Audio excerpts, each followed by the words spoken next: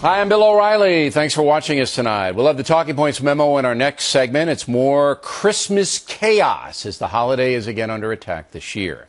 But first, the lead story tonight. 3 Republican senators, McCain from Arizona, Graham from South Carolina, and a yacht from New Hampshire, met with UN Ambassador Susan Rice today. You may remember that Ambassador Rice misled the world about how Libyan Ambassador Christopher Stevens was murdered in Benghazi on 9/11. The senators wanted to hear Ms. Rice's explanation because she might be nominated as Secretary of State. But the meeting did not go well because the issue of initially ignoring the terrorist involvement was not explained by Dr. Rice. As I understand it, the explanation is that that was being withheld. The al-Qaeda involvement was, that point of the talking points was being withheld for classified reasons. But I also explored, didn't you question that? Because that left, if you were to omit that portion of the talking points, it leaves a very different impression to the American people. And frankly, I didn't get a satisfactory answer to that. And joining us now from Washington to react, Fox News analyst Charles Krauthammer. So it's a bigger mess now than it's ever been. And here's my assessment based on what happened today. I'm just going to go on the record, and this is what I think is going to happen, and then you can tell me if I'm right or wrong in your opinion. I think that the White House and the Obama Re-election Committee, all right, that means David Axelrod, basically said that after the murder of the ambassador, they were going to tamp the story down so it didn't intrude on their narrative that the Obama administration had decimated al-Qaeda. And so they ordered Dr. Rice, the ambassador to the UN, to go out on the Sunday shows and say that the stimulus for the murder was a video rather than a planned terrorist attack, which the ambassador did. She followed orders. She was a good soldier. Now, it's all caught up to them. Am I wrong? I think you're absolutely right. In science, there's a principle called Occam's razor, which means that the simplest explanation for any physical phenomenon is most likely the true one. This is the clearest and most simple explanation for why a complete whopper was told to America on all 5 shows by Susan Rice. The real story would have gone against the narrative. Remember the time frame here. We're just a week and a half after the Charlotte Convention. We are just after day after day after day of Democrats dancing on the grave of bin Laden, proclaiming al-Qaeda dead since that was their only achievement in foreign policy, saying it over and over again, saying GM alive, bin Laden dead. So after saying that as a way to fend off all attacks on their otherwise feckless foreign policy, they now have the assassination of an ambassador, first time in 30 years, happening within a week, and they have to find a cover story.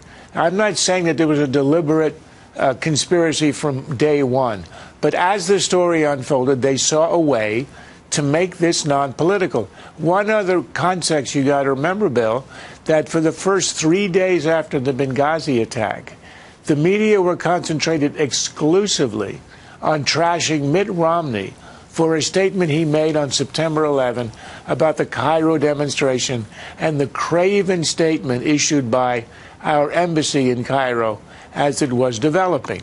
So it would have been very logical for someone in the White House to say, look, the media is high on the trail of Mitt Romney.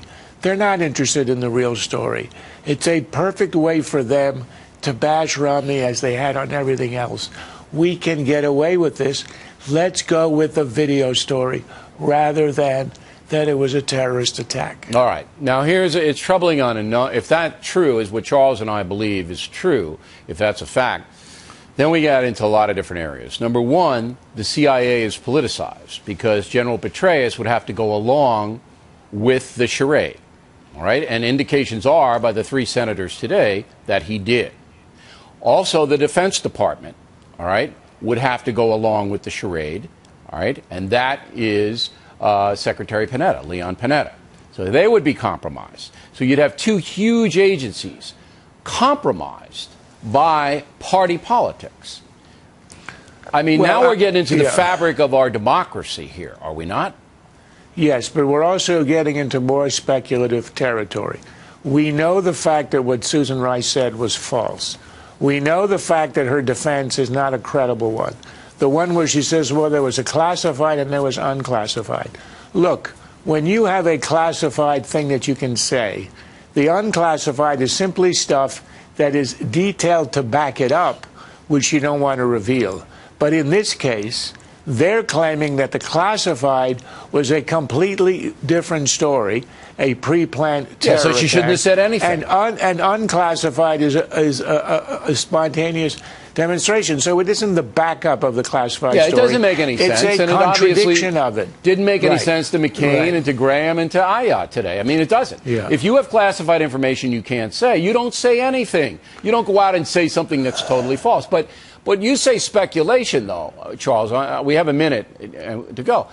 The CIA would have had to have known, Petraeus would have had to have known that Rice was spinning a false narrative, yet he didn't say anything. Oh, you're talking about why nobody reacted afterwards. Yeah. I think the question that they're looking into is why between the Friday when the intelligence community gave its report and the Sunday when she spoke, why the intelligence report was changed, who changed it, where, and what happened exactly. And even after the fact that Petraeus could have come out and said, gee, she misspoke, here's what it was. But Bill, it's worse than that. The president did not do anything. In fact, the president went around repeating her story for another week. So if you're going to talk about high levels of administration being in on this false story, you've got to go right to the top where the president says, don't pick on the damsel in distress, pick on me. Okay, we'll pick on the president. He was at the center of this. All right, Charles, thanks very much. Next on the Rundown, Christmas.